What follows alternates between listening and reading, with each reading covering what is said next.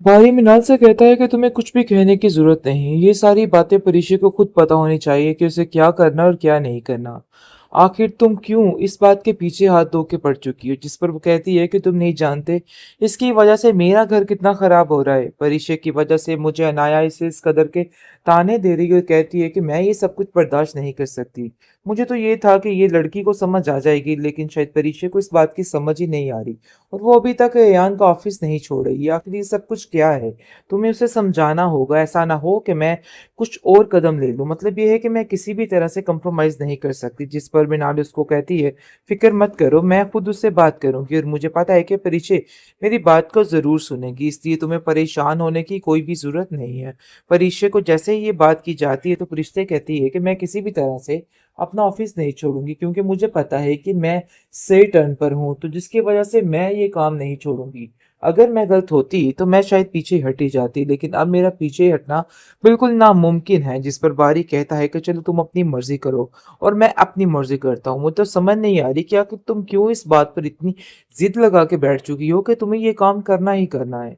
आखिर ये सब बातों का क्या मकसद है कि तुम मुझे बता सकती हो? जिसका सुनकर वो कहती है कि नहीं, यो भी है बात, बस मैं तुम्हें यही बताना चाहती हूँ कि तुम्हें अब जो करना है करते रहो, लेकिन अगर मेरे पे यकीन नहीं है तो मत कीजिए। मुझे इस बात से कोई फर्क नहीं पड़ता है। मतलब ये है कि बारी की ये सारी चीजों का जवाब उसको उल्ट ही मिला है। जैसे ही वो उससे कोई भी बात करने की कोशिश करता है, आगे से वो उल्ट जवाब देती है। मतलब ये कि अनाया की ये सारी चालें जो हैं वो कामयाब हो चुकी हैं और काफी हद तक बारी और परीक्षे का रिश्ता तबाह होकर रह गया है। इस चीज की परीक्षे को भी समझ नहीं आ रही और ना ही बारी को समझ आ रही है। वो लोग समझ रहे हैं कि ऐसा कुछ भी नहीं, लेकिन हकीकत में ये सब कुछ ऐसा ही है। बहुत परेशानी का सामना करना पड़ रहा है इन सारी चीजों को देख के। लेकिन जी आप देखेंगे कि घर का माहौल बहुत बुरे तरीके से खराब है। मिनाल इन दोनों के रिश्ते को बचाने की पूरी से पूरी कोशिश कर रही है, लेकिन कोई भी बात करती है तो बात उल्टी पड़ जाती है। ये ना खोलती तो मैं आज भी वैसे ही खामोश रहता, क्योंकि परिशे ने ऐसी ऐसी खरी सुनाई है अपने बाप को और कहा है कि आपकी वजह से ही ये सब कुछ हुआ है। मतलब ये है कि आपने ही मेरी माँ के साथ ये सब कुछ करके उनकी हर चीज तबाह करके रख दी है। लेकिन ये बातें अब ज्यादा देर तक नहीं चलेंगी, क्योंकि अब समझ आ चुकी है आलम को कि अब कोई ना कोई रास्ता तो अपनाना ही है और कुछ ना कुछ ऐसा करना है कि सब कुछ ठीक हो जाए।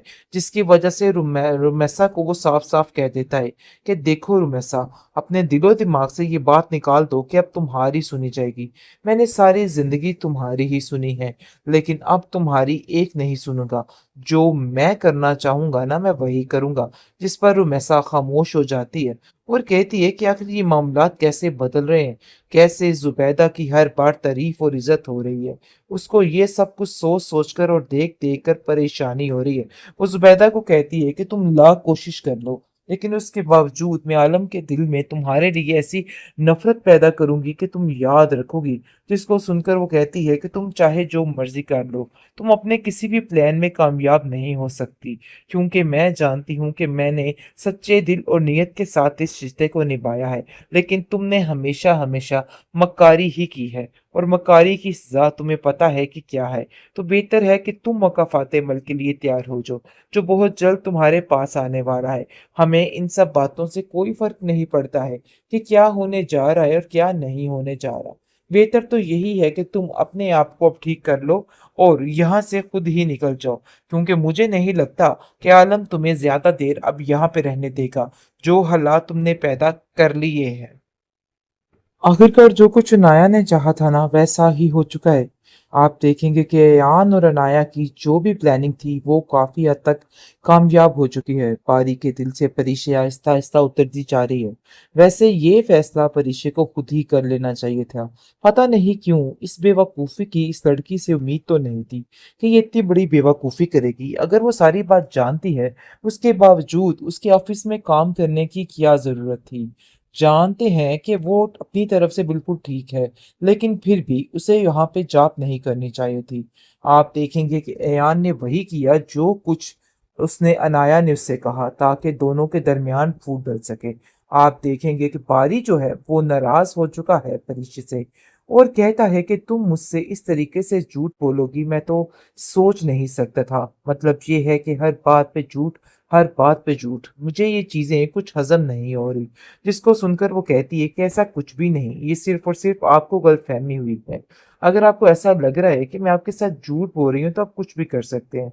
बहरहाल जी, आप देखेंगे मिनाल मिनाल जो है वो काफ़ी ज़्यादा परेशान हो चुकी है और कहती है कि मुझे समझ नहीं आ रही कि परिशा इतनी समझदार है, लेकिन उसके बावजूद इतनी बड़ी बेवकूफ़ी आखिर वो कैसे कर सकती है।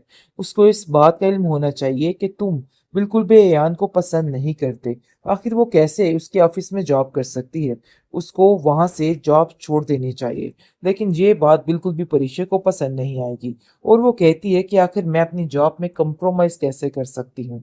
लेकिन ये यहाँ पे काफ़ी बड़ी बेवकूफ़ी कर देगी और ये बेवकूफ़ी ही इसको बर्बाद करके रख देगी। आप देखेंगे कि अब काफ़ी ज़्यादा पारी उससे दूर हो चुका है और कहता है कि परिचय, मुझे तुम्हारी किसी बात पे अब कोई यकीन नहीं रहा, क्योंकि तुमने अब झूठ भी बोलना शुरू कर दिया है और ये झूठ मुझे बहुत ज़्यादा बेचैन और बेकरार करता है। आखिर कब तक तुम ये सब कुछ करती रहोगी? लेकिन जी, दूसरी तरफ आप देखेंगे कि आलम ने आवाज़ उठानी शुरू कर दी है और वो सोचता है कि अगर परिशे मेरी आंखें ना खोलती तो मैं आज भी वैसे ही खामोश रहता, क्योंकि परिशे ने ऐसी ऐसी खरी सुनाई है अपने बाप को और कहा है कि आपकी वजह से ही ये सब कुछ हुआ है। मतलब ये है कि आपने ही मेरी माँ के साथ ये सब कुछ करके उनकी हर चीज़ तबाह करके रख दी है। लेकिन ये बातें अब ज़्यादा देर तक नहीं चलेंगी, क्योंकि अब समझ आ चुकी है आलम को कि अब कोई ना कोई रास्ता तो अपनाना ही है और कुछ ना कुछ ऐसा करना है कि सब कुछ ठीक हो जाए। जिसकी वजह से रुमैसा को वो साफ-साफ कह देता है कि देखो रुमैसा, अपने दिलो-दिमाग से ये बात निकाल दो कि अब तुम्हारी सुनी जाएगी। मैंने सारी ज़िंदगी तुम्हारी ही सुनी है, लेकिन अब तुम्हारी एक नहीं सुनूँगा। जो मैं करना चाहूँगा ना, मैं वही करूँगा। जिस पर रुमैसा खामोश हो जाती है और कहती है कि आखिर ये मामलात कैसे बदल रहे हैं, कैसे ज़ुबैदा की हर बार तारीफ़ और इज़्ज़त हो रही है। उसको ये सब कुछ सोच-सोच कर और देख-देख कर परेशानी हो रही है।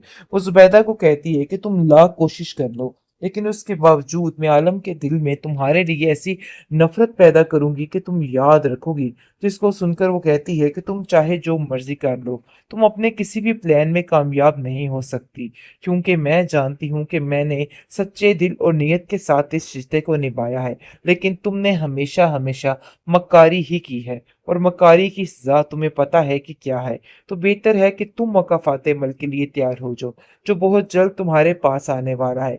हमें इन सब बातों से कोई फ़र्क नहीं पड़ता है कि क्या होने जा रहा है और क्या नहीं होने जा रहा। बेहतर तो यही है कि तुम अपने आप को अब ठीक कर लो और यहाँ से खुद ही निकल जाओ, क्योंकि मुझे नहीं लगता कि आलम तुम्हें ज़्यादा देर अब यहाँ पे रहने देगा। जो हालात तुमने पैदा कर लिए हैं।